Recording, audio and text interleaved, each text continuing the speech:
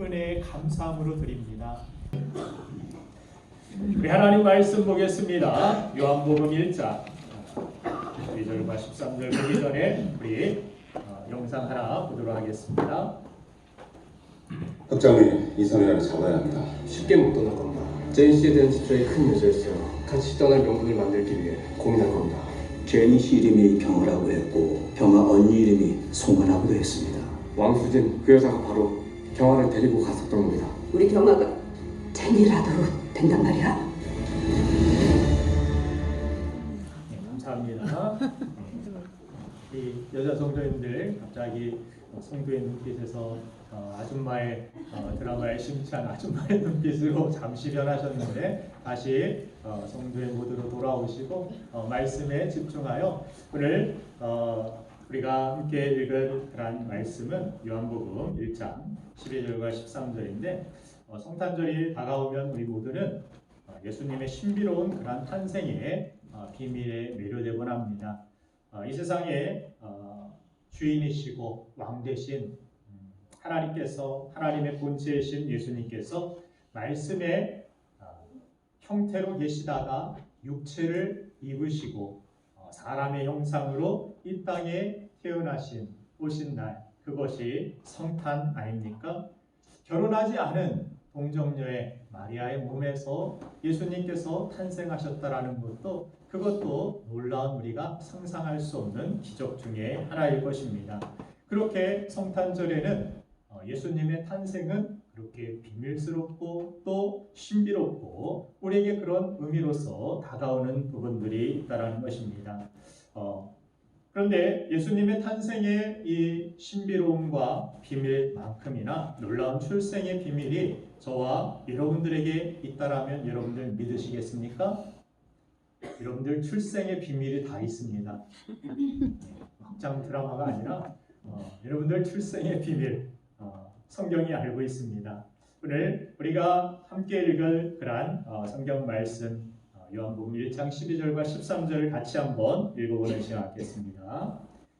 시작. 영접하는 자, 곧 그 이름을 믿는 자들에게는 하나님의 자녀가 되는 권세를 주셨으니 이는 혈통으로나 육정으로나 사람의 뜻으로 나지 아니하고 오직 하나님께로부터 자들이라. 아멘. 아멘. 우리 어릴 적 우스갯소리로 어른들이 너는 다리 밑에서 주워왔어 이런 우스갯소리가 아니라 우리 출생의 비밀은 오직 우리가 영적으로 자랑스러운 하나님의 자녀로서 태어났다라는 사실을 성경은 말씀하고 있습니다. 육신적으로는 부모님의 사랑스러운 자식이지만 영적으로는 무엇에도 견줄 수 없는 하나님께 사랑받는 우리 자녀라는 사실, 많은 사람들이 이 사실을 모른 채 인간관계의 어려움과 세상 속에서 나만 혼자 있는 것 같은 그러한 고독함 속에서 살아가는 안타까운 사람들이 얼마나 많은지 모릅니다. 오늘 여러분들의 출생의 이 비밀에 대해서 여러분들이 먼저 분명히 아시고 또 여러분들 가족이나 친구를 만나거든 그분들의 출생의 비밀도 정확히 여러분들 알려주시기를 간절히 바랍니다. 아멘이 없으시네요. 네. 오늘 본문 말씀은 오직 하나님께로부터 우리가 난 자들이라고 말씀하고 있습니다. 그렇다면 이 놀라운 출생의 비밀이 우리에게 의미하는 바가 무엇인지, 첫 번째는 바로 우리의 필요를 아시고 좋은 것으로 채워주시는 아버지가 있다라는 사실을 오늘 성경은 설명해 주고 있습니다. 여러분들의 필요를 아시고 좋은 것으로 채워주시는 나의 아버지가 있음을 여러분들 아십니까? 아멘. 우리 아버지신 하나님은 우리 스스로 죄를 벗을 수도 없고 결국 영원한 사망과 지옥의 형벌에 우리가 떨어질 것을 아시고 가장 사랑하는 독생자 예수 그리스도를 우리에게 보내어 주셔서 우리에게 구원의 길을 활짝 열어주셨습니다. 구원의 문이 열린 것, 그것이 이 성탄의 가장 기쁜 이유가 되어야 할 것입니다. 성탄이 가장 기쁜 이유는 산타크로스가 오고 또한 많은 사람들이 선물을 주고받고 이것이 아니라 성탄의 가장 큰 기쁨의 이유는 구원의 문이 활짝 열어 있다라는 사실입니다. 자, 그것은 하나님께서 우리 스스로 구원의 문을 열 수 없고 우리 스스로 영생을 얻을 수 없고 우리 스스로 생명나무로 가까이 나아갈 수 없기 때문에 하나님께서는 독생자를 우리를 위하여서 가장 좋은 것, 가장 사랑하는 독생자를 주시기까지 우리에게 가장 좋은 것으로 대하시길 원하신다라는 사실, 그것이 바로 낮고 낮은 마국간 말구에 찾아오시는 하나님의 그 사랑, 예수님의 탄생을 통하여서 우리는 아버지의 마음을 느끼게 되는 것입니다. 우리의 구원과 행복을 위해서라면 왕의 보좌와 영광을 내어버리고 낮고 낮은 마국간 말구에 찾아오시는 그분이 바로 우리 하나님 아버지라는 사실을 우리는 깨닫습니다. 마태복음 6장 31절과 32절 말씀을 보면 같이 읽어보겠습니다. 시작. 그러므로 의논하여 이르기를 무엇을 먹을까 무엇을 마실까 무엇을 입을까 하지 말라. 이는 다 이방인들이 구하는 것이라. 너의 하늘 아버지께서 이 모든 것이 너에게 있어야 할 줄을 아시느니라. 아멘. 아버지께서 우리의 필요를 채워주시기를 원하신다라고 예수님은 친절하게 우리에게 설명해 주셨습니다. 그래서 우리가 그 하나님 아버지를 나의 아버지로 신뢰하고 있느냐, 아니면 그냥 내가 아버지 없는 영적인 고아와 같이 이 세상을 살아가느냐는 우리 인생의 이 땅에서의 삶 가운데서도 하나님께서 예비하신 축복과 선물과 가장 좋은 것들, 그 모든 것들이 빛들의 아버지께로부터 나온다라고 분명히 말씀하고 있는데, 이 믿음이 없이는 우리가 이러한 축복과 이러한 은혜와 선물들을 누리며 살아갈 수 없다라는 사실이 참으로 안타까운 것입니다. 하나님의 자녀가 되었다라는 사실, 여러분들 놀라운 축복인 줄로 믿습니다. 그래서 성경은 이것이 하나님의 자녀가 되는 권세라고까지 설명을 합니다. 하나님 자녀가 된 게 뭐 특별한 것입니까? 우리가 생각할 수 있지만 그것은 권세와도 같은 것입니다. 왕의 자녀가 됐다라는 것은 놀라운 권세가 주어졌다라는 것을 의미한다라는 것입니다.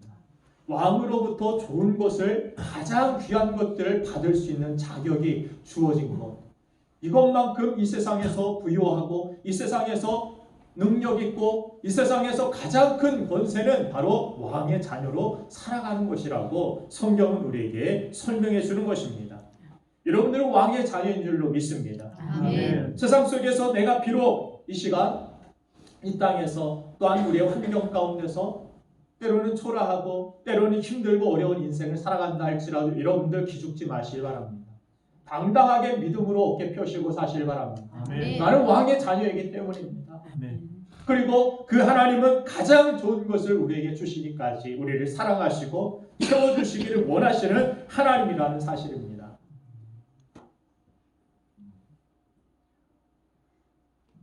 그래서 하나님께서는 우리의 구원과 행복을 위해서 독생자까지도 내어주시는 분이라는 사실, 그리고 예수님께서 이 땅에 오실 때의 그러한 상황을 성경에서 어떻게 표현하고 있습니까? 세상에는 많은 방들이 있었지만 빈방 하나 사람들이 내어주지 아니하여서 마국간에서 태어나셔야만 되는, 그렇게 배척받고 외면당하고 결국에는 제자들에게까지도 팔려지고 배신당하여서 어느 자리까지 나아갑니까? 십자가의 자리까지 나아가신 분이 주님이십니다. 예수님은 그렇게까지 하시면서 왜 이 땅에 오셔야만 됐을까요? 바로 저와 여러분들을 사랑하시고 구원하시기 위함입니다. 주님은 우리가 회복되길 원하셨습니다. 주님은 우리가 구원받길 원하셨고, 주님은 우리가 영원한 생명을 얻고 영원한 천국에서 주님과 함께 거하기를 소망하셨습니다. 그래서 주님은 우리가 낫기 위해서 채찍에 맞으셨다라고 성경은 말씀합니다. 주님은 우리 대신에 그렇게 질고를 지셨고 고통당하셨고 고난받으신 것입니다.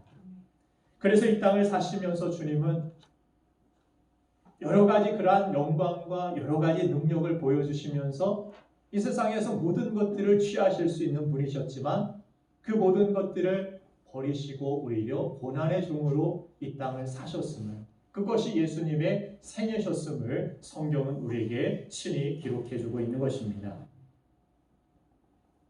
하늘에 계셔야 하는 그분이 우리의 슬픔과 우리의 질고에 동참하시려고 이 땅에 오셨습니다. 때로는 고난 중에서 우리가 하나님이 우리의 사정을 아십니까? 라고 하소연하거나 저 하늘에 계신 분이 멀리 계신 그분이 우리의 고난을 알기나 하실까라는 의문을 갖기도 하실 것입니다. 그런 의문에 대하여서 하나님의 대답은 바로 성탄이었습니다. 성육신으로 예수님이 말씀을 통하여서 육신을 입으시고 이 땅에 탄생하신 것, 이 땅에 오신 것, 그것이 바로 하나님의 대답이었습니다. 하나님은 우리 죄인들을 구원하실 것입니까? 우리의 필요와 우리의 연약함을 돌봐주시는 것입니까? 우리 죄인들의 외침과 우리 고통받는 자들의 외침을 하나님께서는 들으시는 것입니까? 응답하십니까? 하나님은 이미 성탄으로 응답하셨습니다. 그리고 십자가에서 그 응답을 확증시켜 주신 것입니다. 내가 너희를 사랑한다라고, 내가 너희의 슬픔과 고통을 안다라고 주님은 우리에게 십자가를 통하여서 하나님은 크게 우리에게 말씀하여 주셨다라는 것입니다. 예수님은 우리의 외침을 들으시고 이 땅에 육신의 옷을 입으시고 죄인된 우리에게, 고난받는 우리에게 찾아오셨습니다. 여러분들 가운데 지금 인생의 깊은 고난에 빠져 계신 분이 계십니까? 기도해도 하나님께서 나의 기도를 듣지 아니하신다라고 그런 실망감 가운데 지쳐 계신 분이 계십니까? 거룩하신 하나님이 죄 많은 나와 같이 하찮은 존재에 관심을 두지 않을 것이라는 그러한 절망감에 빠지신 분이 계십니까? 2000년 전에 그와 같은 절망에 빠져있던 유대인들에게, 그 유대 땅에 예수님은 참된 희망으로 그들에게 찾아오셨고 그들에게 구원의 길을 친히 열어주시고 가장 중요한 영생을 얻게 하시는 천국을 유업으로 얻을 수 있는 그러한 자격을 우리에게 허락하여 주셨습니다. 그 주님은 그리고 바로 오늘 여러분들에게 찾아오셨습니다. 여러분들 결코 이 세상에서 혼자가 아닙니다. 여러분들은 고아가 아닙니다. 하나님 아버지, 그 목숨보다 큰 사랑을 받는 하나님의 자녀라는 사실을 이 성탄의 계절에 여러분들이 꼭 아시길 간절히 바랍니다. 그것이 여러분들의 출생의 비밀인 것입니다. 나는 아버지의 자녀입니다. 나는 하나님의 뜨거운 사랑을 받는 자녀입니다. 우리 한번 그렇게 고백해 봅시다. 나는 하나님의 사랑받는 자녀입니다. 나는 하나님의 사랑받는 자녀입니다. 여러분들은 결코 혼자가 아니고 고아가 아니고 하나님의 사랑받는 자녀라는 사실, 하나님께로부터 났다라고 성경도 그렇게 말씀해 주는 것입니다. 자, 두 번째, 우리의 출생의 비밀을 성경에서 뭐라고 말씀하십니까? 우리가 부족해도 자녀로 삼아주시는 하나님의 은혜가 우리에게 있다라는 사실입니다. 자, 여러분들이 잘나서, 여러분들이 똑똑해서 하나님께서 여러분들을 자녀 삼아주신 것이 아닙니다. 여러분들의 자녀 어떻습니까? 다 내 마음에 듭니까? 다 내 생각대로 자녀들이 살고 있습니까? 그렇지 않죠. 그 기대에 호응하지 못하고 응답하지 못하는, 또 안타까움과 연약함 가운데 또 죄악된 모습들이 때때로 드러날 때도 있을 것입니다. 그렇다고 해서 그들을 버립니까? 그들이 내 자녀가 아니라고 부인합니까? 부족해도 연약해도, 그렇죠? 팥으로 메주를 쓴다고 해도 자녀의 편에 서주고 싶은 것이 부모의 마음 아닙니까? 부모가 별로 안 계신 것 같아요. 그래서 우리 학생들이 요즘 이게 침침한 것이 그 영향력 아닌가.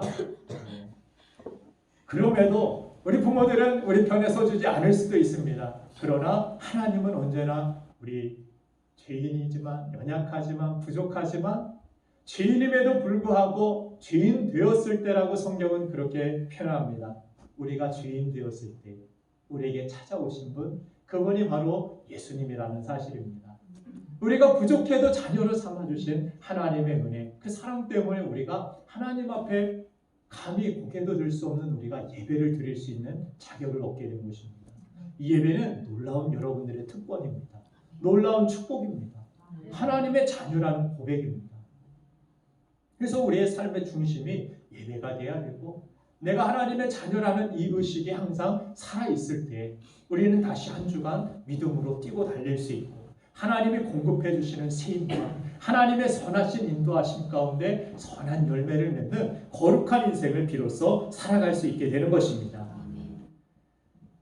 어느 분이 예전에 자기가 어머니를 멋지게 속였던 그런 일이 있었다라고 그런 이야기를 해주신 적이 있습니다. 어떻게 속였냐고 물어봤더니 중학교 1학년 때 용돈이 필요해서 엄마에게 이야기했다고 합니다. 엄마, 학교에서 책을 사오라고 합니다. 책을 사오라고 하는데 영어 사전을 사오라고 합니다. 그래서 돈을 받아가지고 그날은 영어 사전을 보여줘야 되니까 샀다고 합니다. 그 다음날 가가지고 이제부터 본격적인 작업에 들어가서 엄마, 오늘 딕셔너리를 사야 돼서 돈이 필요합니다. 또 돈을 받아왔고, 다음날 또 학교에서 이번엔 콘사이스라는 책을 사오라고 그래서 돈을 달라고 해서 한 책으로 자기가 돈을 3번 똑같은 그런 내용을 가지고 엄마를 멋지게 속였다라고. 그런데 그 엄마가 그때 멋지게 속아주셔서 지금의 자신이 있을 수 있다라는 그런 고백을 들은 적이 있습니다. 엄마는 다 알고 있었지만 눈빛만 봐도 얘가 뭘 하려고 돈을 타내는지, 계속해서 뭘 요구하는지 알고 있었지만 엄마는 멋지게 속아주셨다라는 거예요. 자녀이기 때문에 그 자녀를 믿어주고 또한 기다려주고 그 자녀를 위해서 기도해준 그 엄마가 있었기 때문에 자신이 지금 설 수 있었다라는 그러한 고백을 들은 적이 있습니다. 하나님은 우리를 잘 아십니다. 얼마나 연약한지. 필요할 때는 하나님 도와주세요 하면서 이제 필요가 채워지고 나면 뭔가가 식어지고 뭔가 딴 데에 관심을 더 돌리고 하나님을 찾기보다는 세상의 다른 것들을 찾아 돌아다니는 우리의 모습. 화장실 들어갈 때는 막 급해요. 그러다가 화장실 나올 때는 뭐 화장실이 내게 필요 없는 존재와 같이 등을 돌려버리는 우리의 모습. 그럼에도 하나님은 우리를 긍휼하게 해주시고 우리를 기다려주시고 우리를 참아주시고 그 하나님의 사랑, 그 은혜가 있었기 때문에 우리가 하나님 앞에 죄인된 우리가 감히 천국에 갈 수 있는 자격을 얻게 된 것이고 이 땅에서도 하나님의 그 사랑과 축복 속에 살아갈 수 있는 존재가 된 것입니다.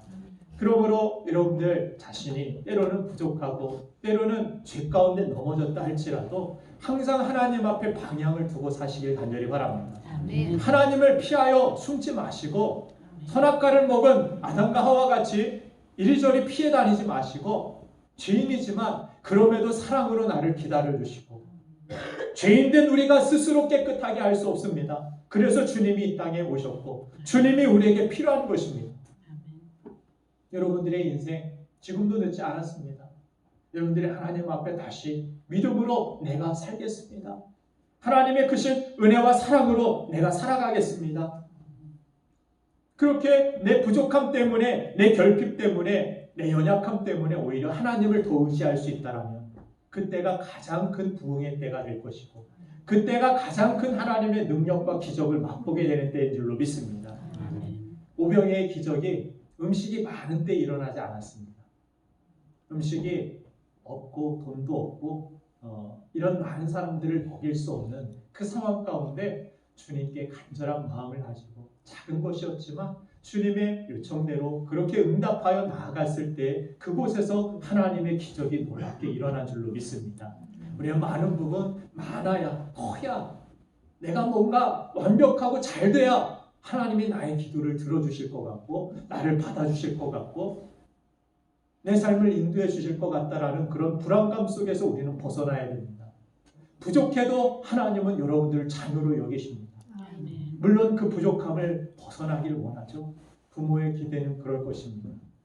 우리 자녀들에게 연약함이 있다라는 그 문제가 해결받길 원하고 정말 건강한 모습으로 당당한 모습으로 서기를 원하는 것이 부모의 마음일 것입니다. 그러나 그 기대에 미치지 못해도 여러분들은 하나님의 자녀라는 사실 변함이 없습니다. 그리고 그 하나님은 여러분들을 끝까지 인도하시기로 약속하셨습니다. 그래서 예수님께서도 제자들에게 마지막 말씀하신 것이 내가 세상 끝날까지 너희와 함께 있으리라. 함께라는 그 단어가 무엇입니까? 하나님이 함께 하신다? 임마누엘 아닙니까? 그래서 성탄에 우리가 자주 부르는 찬송 가운데서도 임마누엘, 임마누엘. 하나님이 우리와 함께 하시기 위하여서 영원히 함께 하시기 위하여서 이 땅에 하늘 보좌 영광을 버리시고 찾아오신데 그것이 바로 성탄의 의미라는 사실입니다. 자, 그 주님은 우리와 함께 하시기 위하여 찾아오셨고 결코 여러분들을 떠나거나 버리지 않는다라고 약속하여 주셨습니다. 이 하나님의 약속을 믿으세요. 내가 연약하다고, 내가 지금 예전보다 능력이 없다고, 내가 지금 부족하다고 사람들은 우리를 홀대할지 모릅니다. 그러나 하나님은 결코 변함없이 우리가 연약할 때 오히려 더 가까이 하십니다. 우리가 아플 때 자녀들에게 더 관심을 갖고 더 가까이 하듯이 우리 하나님 아버지의 마음도 그렇습니다. 내가 너를 안다. 내가 너를 사랑한다. 골리앗을 쓰러뜨린 그런 다윗의 이야기도 보면 어떻습니까? 다윗이 가진 무기가 훌륭해서 그가 뛰어나서가 아닙니다. 그가 부족했지만 소년이었지만 가진 무기도 변변치 않았지만 골리앗과 비교해서 보았을 때 그는 승리할 수 있는 어떤 조건과 여건이 없었지만 그가 하나님이 나와 함께 하심을 믿고 예전에 내 과거에서도 하나님은 이렇게 함께 하셨지. 그러니까 골리앗과 싸우는 그 상황 속에서 하나님은 지금 나와 함께 하셔. 이것을 생각해냈습니다. 그리고 하나님의 그 은혜를 믿고 하나님이 함께 하실 것을 믿고 골리앗 앞에 나아갔을 때 어떻게 됩니까? 그 작은 물맷돌을 가지고 그 큰 골리앗을 무너뜨리는 것이 하나님의 능력이었습니다. 하나님께서 사용하시면 크고 작은 것이 중요한 것이 아니라 그게 문제가 아닙니다. 많고 적음이 문제가 아닙니다. 하나님이 함께 하시는 그 믿음, 하나님이 오늘도 우리와 함께 하시는 그 믿음, 하나님께서 사용하시면 작은 것이라도 최고가 될 줄로 믿습니다. 우리 한번 그렇게 옆 사람에게 고백합시다. 하나님이 당신과 함께 하십니다. 하나님이 당신과 함께 하십니다. 아멘. 아멘. 하나님이 우리와 함께 하신다는 사실, 이 사실이 우리의 삶 가운데 가장 큰 그러한 능력이라는 사실. 그래서 우리가 누구인가 모르고 살아갈 때 우리는 세상 속에서 정말 많은 능력과 큰 능력을 하나님께서 우리에게 이미 허락하여 주셨음에도 그러나 우리는 그 능력을 발견하지 못하고 내가 누구인지 정체성을 알지 못하면 그저 연약한 다른 강아지와 같이 살아간다는 사실입니다. 어떤 날 호랑이 새끼와 어미 호랑이가 같이 놀고 싶어서 이 새끼 호랑이가 어미 등에 업히기도 하고 목을 끌어안기도 하고 여러 모양으로 장난을 치고 있었다고 합니다. 어미 호랑이가 하루는 이것을 귀찮게 여겨가지고 물리치려고 해도 끝내 말을 듣지 아니하고 계속 매달립니다. 마지막에 으르렁거리면서 겁을 주고 목덜미를 이렇게 살짝 물려고 하니까 이때 새끼 호랑이가 겁이 나서 뒤로 물러서면서 하는 말이 나 엄마 새끼 맞아? 나 호랑이 새끼 맞아? 이렇게 겁에 질려서 이야기를 했다고 합니다. 그랬더니 어미가 말하기를 그럼 내가 너를 낳았지. 너는 내 새끼니까 호랑이지. 그런데 자꾸 귀찮게 반복되는 그런 질문을 하더라는 것입니다. 나 어미 엄마 호랑이 새끼 맞아? 호랑이 새끼 맞아? 맞아 대답을 하다가 결국 또 화가 나가지고 그만 걸어 이 강아지 새끼야 이렇게 대답을 했다고 합니다. 출지에 호랑이 새끼가 강아지 새끼와 같이 되어버린 그런 꼴이 된 것입니다. 정체감에 문제가 있는 것입니다. 내가 누구냐? 강아지 새끼 같은데요. 나는 혼자인 것 같은데요. 나는 하나님이 안 도와주시고 나는 하나님이 함께 하시지 않는 것 같은데요. 이런 사람과 하나님이 나와 함께 하십니다. 다윗과 같이 골리앗 앞에 나아갈 때 세상의 골리앗 앞에 우리가 서게 될 때 여러분도 어떤 의식을 가지고 살아가느냐가 우리의 미래의 결과가 달라지게 되는 것입니다. 하나님께서는 오늘 성경을 통해서 분명히 말씀하고 있습니다. 영접하는 자 곧 그 이름을 믿는 자들에게 하나님의 자녀가 되는 권세를 주셨다라고. 이는 혈통으로 육종으로 사람의 어떤 뜻으로 난 것이 아니라 오직 하나님께로부터 난 것이라고. 하나님은 그렇게 우리를 사랑하시고 용납해 주시고 또한 우리가 이 세상 살아가는 동안에 정체성을 잃어버리고 살아가기를 원하지 아니하시고 우리가 이 세상 살아가는 동안에 하나님의 자녀라는 사실을 가지고 정말 이 세상을 이기며 하나님의 영광을 돌리고 승리하는 백성이 되기를 원하시는 줄로 믿습니다. 오늘 여러분들에게 주신 이 말씀 출생의 비밀 여러분들 비밀 아셨죠? 네. 설명이 필요합니까? 설명이 필요하면 1시간 더 하겠습니다. 그 웃음의 의미는 다 아신 걸로 생각하고 오늘 우리가 부족해도 자녀를 삼아주신 하나님의 그 크신 은혜, 그 사랑, 내가 그 안에서 살겠습니다. 그런 당당함을 가지고 담대함을 가지고 살아가겠습니다라고 이 시간 잠시 결단하고 기도하는 시간 하겠습니다. 살아계신